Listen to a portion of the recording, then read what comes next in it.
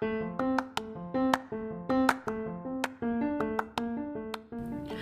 to Sacrilegious Discourse. I'm husband. And I'm wife. Together, we're reading the Bible for the very first time. We grew up without religion and wanted to know what all the fuss was about. Well, what have we learned so far? That God is a dick, and apparently some people believe in talking donkeys? We're not trying to pass ourselves off as experts. Nope, we're just reading the Bible for the first time and giving our first take reaction. If you'd like to join us in this venture, you might consider starting at episode 1. Otherwise, jump in wherever you like. All right, let's go read the Bible. Yeah, let's get to it.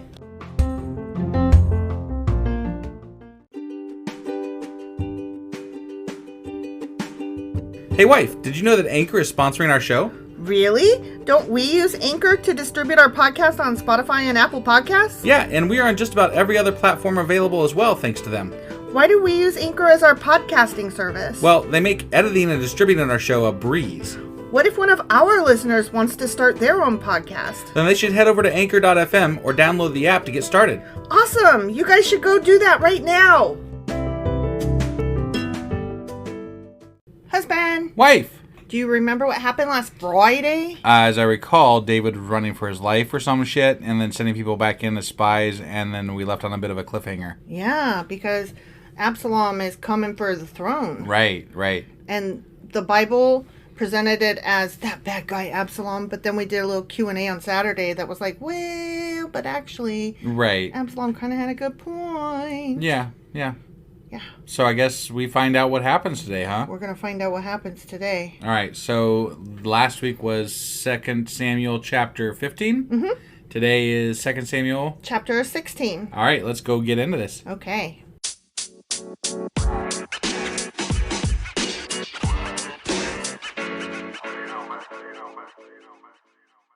Okay, 2 Samuel chapter 16. All right. When David had gone a little beyond the summit of the Mount of Olives. Yeah. You know that mount? That Mount of Olives, yeah. Mm-hmm. Ziba, the servant of Mephibosheth, was waiting there for him. Good old Ziba.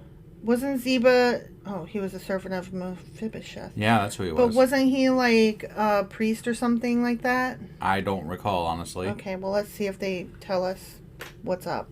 He had 2 donkeys loaded with 200 loaves of bread. Ooh. 100 clusters of raisins. Hell yeah. 100 bunches of summer fruit. Summer, that's summer fruit. As opposed to winter, spring, Right. or fall fruit. Yeah. And a wineskin full of wine. That Hell is yeah. not Just one enough wine. He's got 200 loaves of fucking bread and Yeah. one wineskin? I know. I'm like, The you're fuck? short, my guy. Right? Unless, how big is the wineskin? It better be fucking huge. Maybe it's the size of a goddamn donkey. It better be. I'm thinking. What are these for? The king asked Ziba. Ziba replied, the donkeys are for the king's people to ride on, and the bread and summer fruit are for the young men to eat. The wine is for those who become exhausted in the wilderness. But only for like one wineskin's worth. Mm-hmm. And then, I'm exhausted. Then you're fucked. I'm exhausted. That wine's for me. Do you drink wine when you're exhausted? Okay, well, this is back before they realized that you need water. Right. And also the water was tainty. Okay. So, for the longest time, wine was the thing, and then, like, beer was the thing. Right. Okay. You know? So, I mean, that makes sense. All right. I'm not saying it was smart. I'm just saying it's not Right. to be unexpected. I gotcha. And where is Mephibosheth, Saul's grandson? The king asked him. Yeah. He stayed in Jerusalem, Ziba replied. He said, today I will get back the kingdom of my grandfather Saul. Okay. In that case, the king told Ziba, I give you everything Mephibosheth owns. Okay. He's like, fuck Mephibosheth. Yeah. I bow before you, Ziba replied. May I always be pleasing to you, my lord the king. All right. So, that happened. Mm-hmm. As King David came to Behurim. How's that again? Behurim. Okay. Behurim. Sure. A man came out of the village cursing them. Who's the boy? You son of a bitch. Right. It was Shimei, son of Gera, from the same clan as Saul's family. He threw stones at the king. Oh, shit. Damn. That's not smart. That is not. That's really dumb. David likes to behead people. Right. I'm not throwing stones at him. And he's got a fucking army and you got stones. Although, David had a stone one time. He did. And he did pretty well with it. He did pretty well with it. Just saying. According to legend, which is false. Right. So he threw stones at the king and the king's officers and all the mighty warriors who surrounded him. Get out of here, you murderer, you scoundrel, you goddamn son of a bitch! I made that last part up. I was going to say. He shouted at David. The Lord is paying you back for all the bloodshed in Saul's clan. You stole his throne. Yeah. And now the Lord has given it to your son Absalom. At last you will taste some of your own medicine, for you are a murderer. Getting awfully bold there, huh? Well, he's throwing rocks, so... Right. I'm just saying. It's not like they have a gun, so they can't just, shoot him. It's true. I mean, as long as he can keep throwing rocks... But they can send hundreds of people after him for as long as they want with swords. Sure. So, I mean... But the front guy is always going to get hit with a rock. Right. So I'm not being that first one. Right. I might be the, 20th. But he's only one guy throwing rocks, and they might have shields. They might. Just saying. Is this the Iron Age? Yes. I always forget what age we're in. Yes. Why should this dead dog curse my lord the king? Abishai, son of Zeruiah, demanded. They have started using the term dead dog. This popped is the up second earlier. time. Yeah, no, I know. I'm like all of a sudden interesting. So this is now like a it's curse a thing thing? now. Or you dead dog. Right. You goddamn dead dog. Right. You son of a bitch dead dog. Yeah. You piece of trash dead dog. Let me go cut off his head. No, King David said. Who asked your opinion, you sons of Zeruiah? What? What the fuck? If the Lord has told him to curse me, who are you to stop him? Remember, David has this weird honor system? Yeah. No, I got it. Then David said to Abishai and to all his servants, my own son is trying to kill me. Doesn't this relative of Saul have even more reason to do so? Leave him alone and let him curse, for the Lord has told him to do it. Right. And perhaps the Lord will see that I'm being wronged and will bless me because of these curses today. He's like, just let it be. And also, karma. Did you see the karma just then? I was doing good, God. Right. Hey, God. God's gonna be like, wow, you let that guy throw stones at you. We're all good now, man. Yep. Everything's good. So David and his men continued down the road, and Shammai kept pace with them on a nearby hillside, cursing and throwing stones and dirt at David. You Wayayada! The king. That would have been just a awesome. great image in my head, It makes a great image for a Monty Python. Right, yeah, thing. totally. I could totally imagine it. That'd be great. The king and all who were with him grew weary along the way. Yeah. So they rested when they reached the Jordan River. As he's throwing rocks and dirt at you. They're like, can I have some wine? Right, yeah. Meanwhile, Absalom and all the army of Israel arrived at Jerusalem, accompanied by Ahithophel. Right. Ahithophel. When David's friend Hushai the Archite arrived, he went immediately to see Absalom. Long live the king! He exclaimed. Long live the king! Mm-hmm. Yeah! Yeah. Is this the way you treat your friend David? Absalom asked him. Why aren't you with him?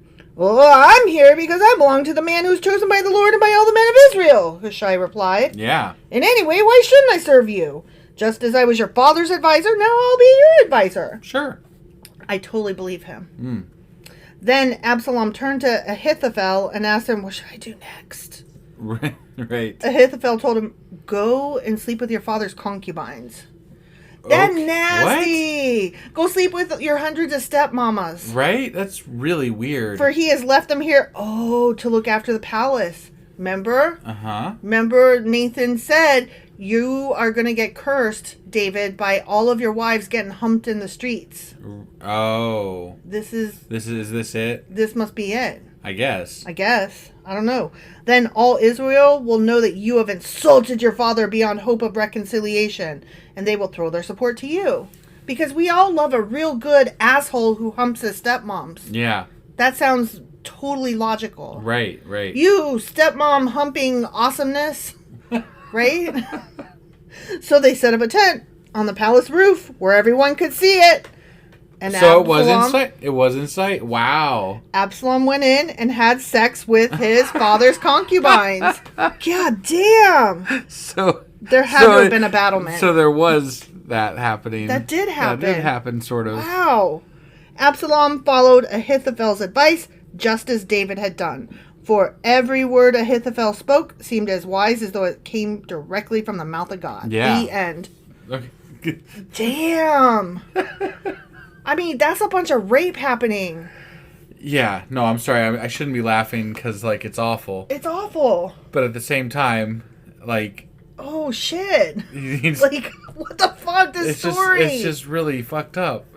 Go really fuck your dad's concubines, and that will show everybody how awesome you are. I was wondering at the time when they said that... When the straight humping was going to occur. Right, yeah, when that was going to occur. Like, how does that, like, legitimately happen, you know? Just like that? And, yeah, just like that. Like, that's how it happened. Oh, okay. They put on a show. Step right up, ladies and gentlemen, and see the wife humping thing that happens here. Yeah. He gonna fuck them all. Get your tickets. Right. That's so crazy. To shame David. Yeah. Okay. And who cares about the women and what they feel about it? They're just here to, keep the house and sweep the yard and shit. Right. Yeah, go fuck them.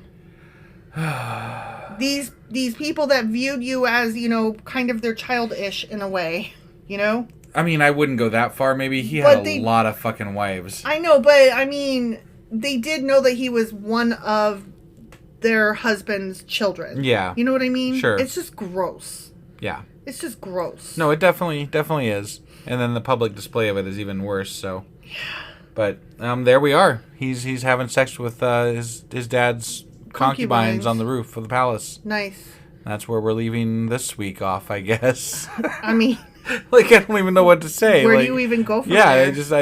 I'm kind of at loss for words here. So we didn't really expect that part to come through. I didn't. I thought that was just kind of like left up in the air.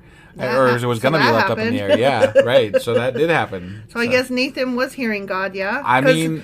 Let me ask you this. Is that something that you would just make up in your head? Like, is that something that you would ever imagine? No, but I don't imagine that this stuff was actually said as it was said. So no, no. I don't really believe that this happened the way it said it happened. I don't even know that these people existed, okay? Right. Well, I mean, some of them did, but... But these guys, for sure, I don't know. Definitely did things happen the way they say they did? No. Highly doubtful. I'm going to go with no on that one. Yeah.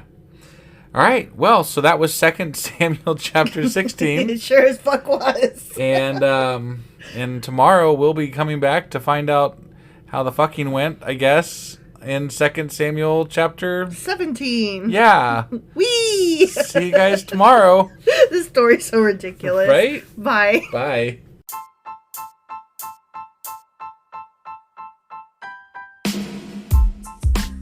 Hey, wife. I guess that's the end? But husband, that's just sad. It doesn't have to be. We are on lots of social media platforms like Twitter. Our handle there is sacrilegious_D. For D's nuts. Oh my God. Stop doing that. Anyway, we're also on Facebook, Instagram, and Pinterest. There's a link to all of our social media sites at our website. Ooh, we have a website? Yeah, it's sacrilegiousdiscourse.com, where you can also find a link to our merch shop. We have a merch shop? Yep. We have podcast-themed clothing, mugs, notebooks, and more, as well as an atheist and science-themed products. Wow, our fans should really go check that out right now. Definitely. They can get in touch with us by sending an email to sacrilegiousdiscourse@gmail.com. But before they do that, we could really use some help. Oh yeah? With what? Well, it's not free running the podcast, and we need some financial support in order to get better equipment, which will free up time so we can concentrate on our podcast and our fans. Okay, so what should they do? Head over to patreon.com/sacrilegiousdiscourse and sign up as a contributor on our podcast. Supporters there receive additional bi-weekly episodes that we record just for our Patreon members for as little as $2 a month. Also, we'd really appreciate it if you would like and subscribe on whatever platform you're using. And Apple Podcast reviews help us out tremendously. Like and subscribe. Leave an Apple review. Join us on Twitter. Support us on Patreon. That's a lot of instructions. Don't forget to say thanks. Thanks. Okay, bye.